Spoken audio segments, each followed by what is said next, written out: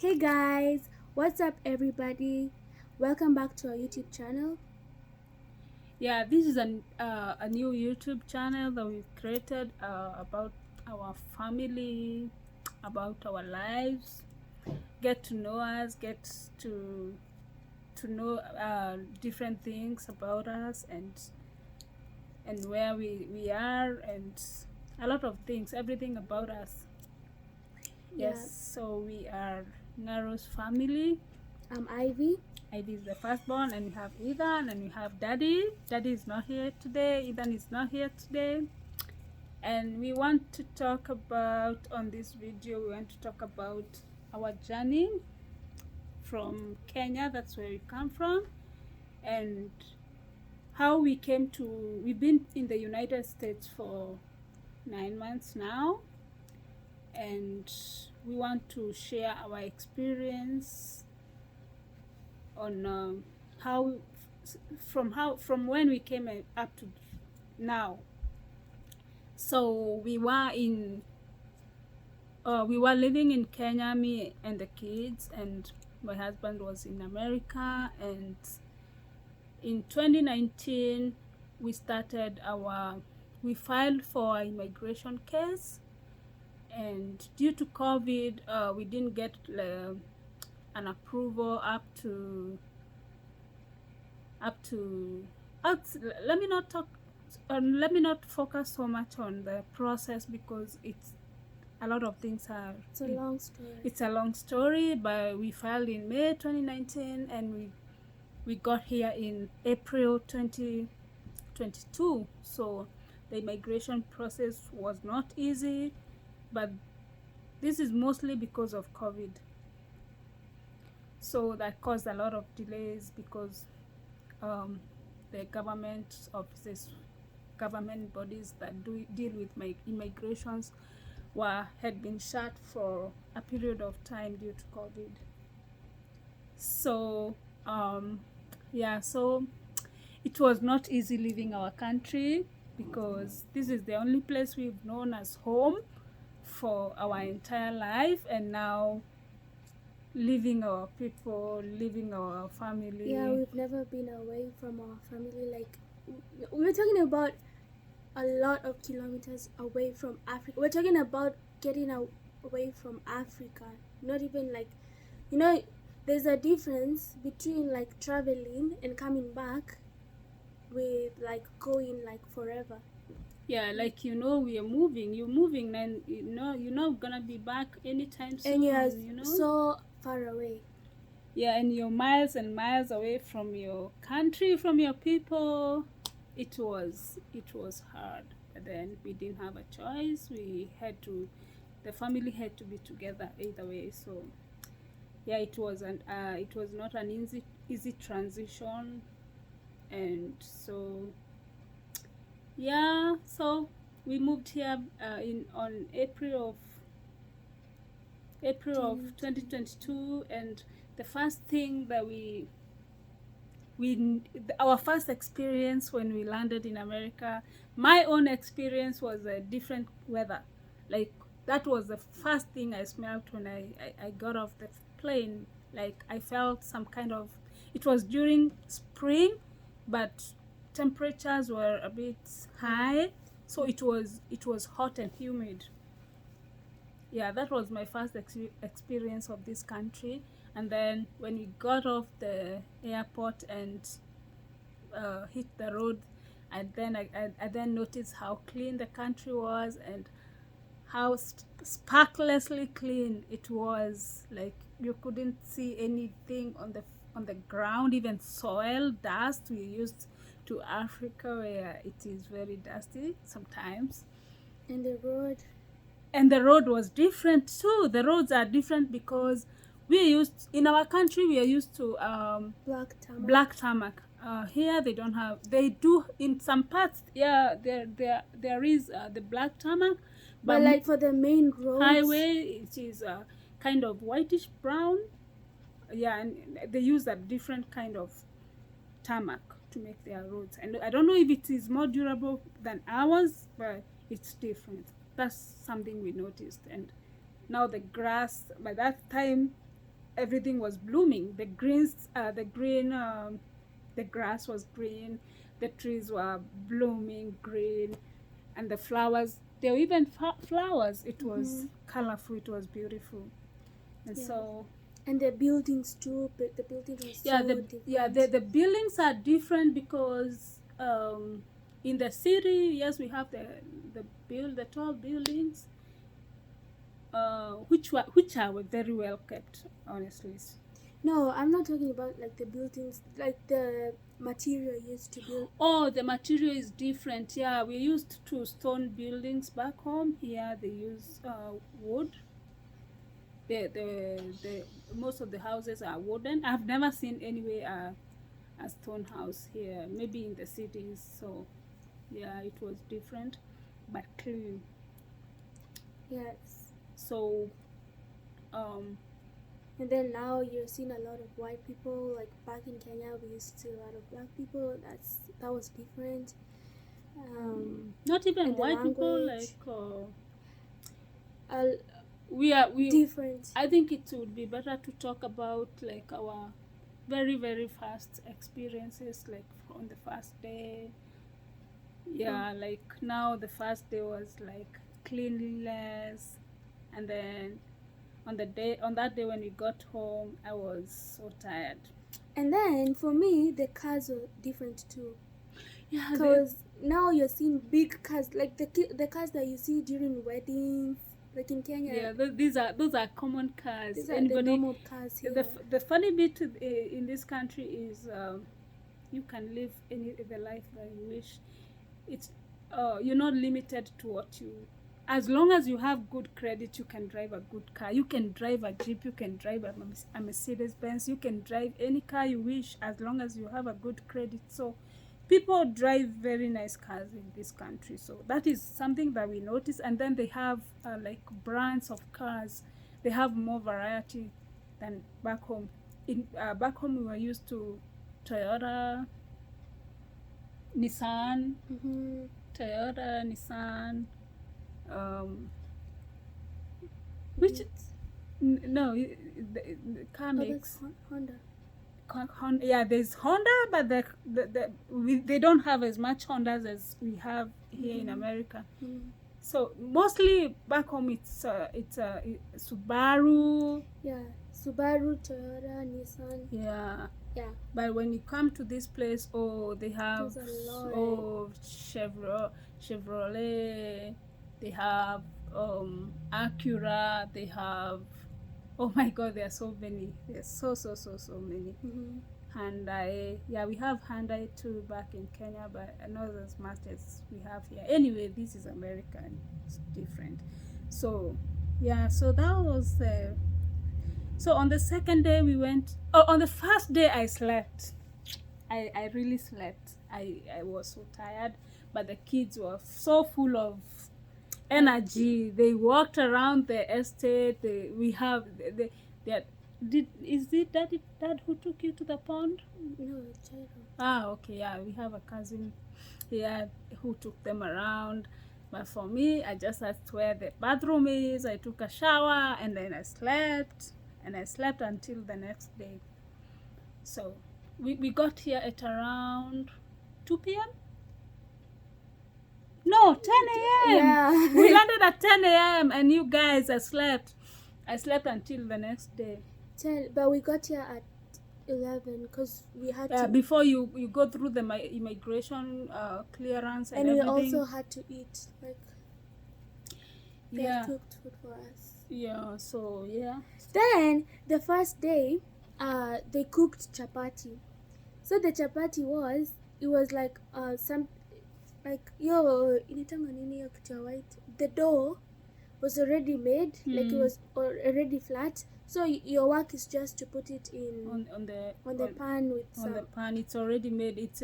The dough is already like rolled. Yeah, that's something else. Yeah. Most food in America is already made. Yeah, they do a lot of, there's so ready-made food here, like ready to cook. Some are ready to eat, ready to cook, frozen food. Yeah, like pizza. Pizza, you buy an already like made pizza, it's frozen in Walmart. All you have to do is just remove it and put it in the with oven. all the ingredients, you just Yeah. put it in the oven. Yeah, and that's Correct. it. They have fries that are frozen. All you need to do is just remove them and put them in the air fryer or whatever however you cook your fries. Yeah. Yeah, so yeah, the next day we went to Denny's for breakfast, and my first experience was in Kenya. We go to restaurants and you just go in and sit down. But here you have to a waiter has to sit you down. Like they have to come for you at the door. So whenever you get inside a restaurant, you have to stand by the door, and then somebody will come for you, and they will, like if you're 4, they will look for a table of 4 that can accommodate all of you. You don't have to get in and start searching for somewhere to sit. No, a waiter will just come, and then they go back inside. They look for an empty place for you guys to sit, and then they come for you and they sit you down. So yeah, that was when we got into Denny's, I was like, why are we not going to sit down? And my husband was like, no, we have to be seated. Ufala nayo, Ukenya nayo. Yeah. So now you have an assigned waiter. You cannot be served by just any other waiter. Uh-huh. The one who's taking care of your table has to be the one to take care of you up to the end. To the end. Yeah, and then now the menu came. We don't know how to order. We don't know how to pronounce. We know how to pronounce them, but we don't know how to pronounce so that they can understand. The other thing about this place, thank you for mentioning about announcement, and I want to make this so it's about the language. My friend, venye mnasemanga ati mtu amekuja Amerika siku 2 amerudi Kenya ati ameshapata accent. Si utaki kupata accent. Anybody would want to keep their original accent, but here lazima. You mention something in English, and they'll be staring at you. They'll be like, huh? Oh my God. Huh? They'll be like, huh? They didn't understand whenever they say, huh? By the way, when somebody did that to me for the first time, I thought it was rude. Huh? Huh sound like huh? It sounds like huh? Like rude, you know? But to them, it's not rude. Huh? It's like, pardon. What? Pardon me. Or, what did you say? What? You say what? Yeah, you say what? it again. So you have to learn how to pronounce words without your African accent, and especially important words. If you're in your work area, you have to like numbers. 20. 30. 90. Yeah, because not even numbers. Like there was a time at work, I was having a conversation with somebody, and we were talking about the healthcare sector, and we were talking about how they pay their nurses, and then I say nurse, and they're like, she was like, what? Nurse? How much do the nurses earn? What do you mean? Because she didn't get it, and now I had to write it down. Oh, and then she was like, you mean nurse? You mean nurse? You mean nurse? So here and then the word here, I'm used to saying here, and here, and here, and there. Yes. Here you have to say here. And because they get confused. What do you mean? So yeah, so back to our story. Yeah, their R's. Their R's are they come out. If a word has an R, it has to come out, like work. We don't say work. Yeah. In Africa, we don't really put those R's. So you have to emphasize on that R. Yeah, work. Are you going to work? That's America for you. So even making an order in a restaurant would not have been easy for us on the first day. So, but thank God we had our dad, we had our helper. So Yeah. So it was kind of easier for us. and the food is very tasteless. Even now, like I sometimes I sit like this and I miss the most the very, apart from my family, the one thing I miss so much about Kenya is the It's food, food. because even the the broiler eggs, they are tasty. Eat American eggs and you feel like you're eating something very different. Milk tastes different. Everything tastes different, by the way, and it takes time for your taste buds to get used to. Yeah, because I remember the first days we didn't used to eat, like we used to eat like one meal a day. Yeah, because the food tasted so different and bad. Mm-hmm. But anyway, we we and then now my husband said, you know what, we have a store that sells only organic foods, and so we went to Sprouts. Those of you who know Sprouts, so we went to Sprouts, and boom, I'm looking for organic foods, and I'm like, I can't see anything organic. Everything there looks GMO. Unfortunately, yes. I'm not here to say that Sprouts doesn't sell organic. No, like but the organic. their organic here is like our GMO back home. And I tell people at work a lot of times that your organic in this country is the GMO in our country, and they don't even understand, because they've never tasted what organic is. So I'd say Africa is rich. The only thing we don't have is money, but we are rich in good weather. We are rich in good food, and the only way you can know that we have good food is only by traveling to a country like America and tasting the food here. That's the only way you can tell the difference. Yeah, so now we started our journey in America, and yeah, we're gonna do another video. Like we can't say everything in one video. It's gonna take so long. It is a lot of things like school, the language. Oh my God, I knew people in America have the perfect English, but my guy, the English in this country is broken. They say you was. We was talking about him yesterday. Yeah, we was talking about we was talking about you. Yeah, but like Kenya, we say we were talking about you, but here you don't know who, you don't know what your you don't know what your you don't know what you height you is. You don't know what height you is. Yeah. The most you is crazy. You is very crazy. What is wrong with no? And it's especially the blacks. Yeah, it's especially the Black Americans, and some Black Americans actually they have like their own English. Yeah.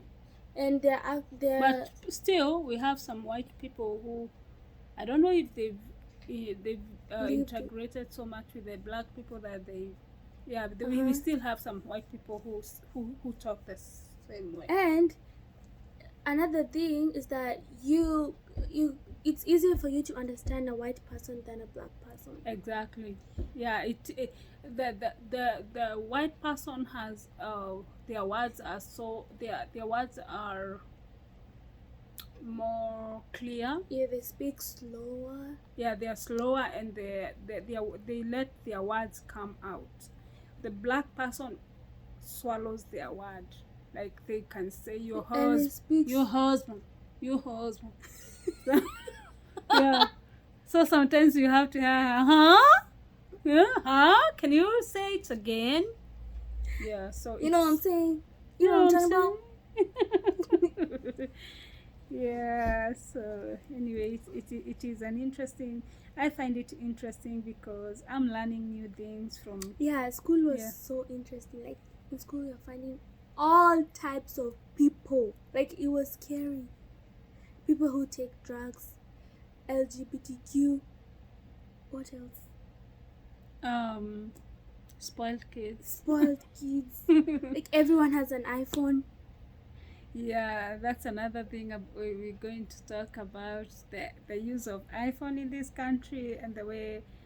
Yeah, this country has like 3 types of phones. There's iPhone, Samsung, Motorola. Only 3, like 3. I come from a place where the phone market is so saturated. Yes. Itel, Techno. Yeah, Techno. No one knows Techno. Exactly. The 80%, no, Infinix. 70% in America Okay. uses iPhone, whether it's whatever iPhone, but it's an iPhone, and then 20% uses Samsung, Then 10% uses and Motorola. then the 10%, no, 25% uses Samsung, and then there's a 5% that uses Motorola and other. Which other phone have I seen?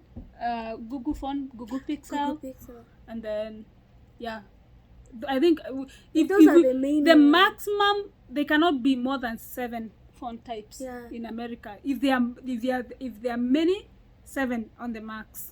And if you find someone else with another type of phone, it's from another country. Like Yeah. they're not white. They they're not didn't buy the phone here. Yeah. They came with It's it. basically Asians. Mm. Asians are the ones that you find they have like other types of phones, Mhm. and now Africans. Yeah, and then here the way we buy phones back home, where the way we have so many outlets, so many shops that sell phones, it's very different here. Mm-hmm. Here you either buy your phone on your mobile what do they call it? What do you call them? Mobile whatever. T-Mobile. No, yeah, like Safaricom. What is that? What do they call it? Your mobile provider. Sorry? Yeah, your phone provider. You either buy your phone from your phone provider or Walmart stores or from eBay. No eBay, Amazon, eBay, and then there's a Best Buy. Mm-hmm. Yeah, we don't have so many shops, electronics shops all over. They're accountable. I only know Best Buy actually. If there are more, maybe if you're watching this video and you know of more places where you can buy phones, leave a comment down below. Maybe we're still young in America. We still don't know. We still haven't explored, so you can leave down a comment here. And if you like this content, if you like this video, please appreciate us. Subscribe, hit the like button and share. And then this is the end of the video, and we will be back with more. Follow us for more content. Yeah, you can even give us ideas of kind of content that you'd like to see from us. You can give us ideas. Thank you, and bye bye.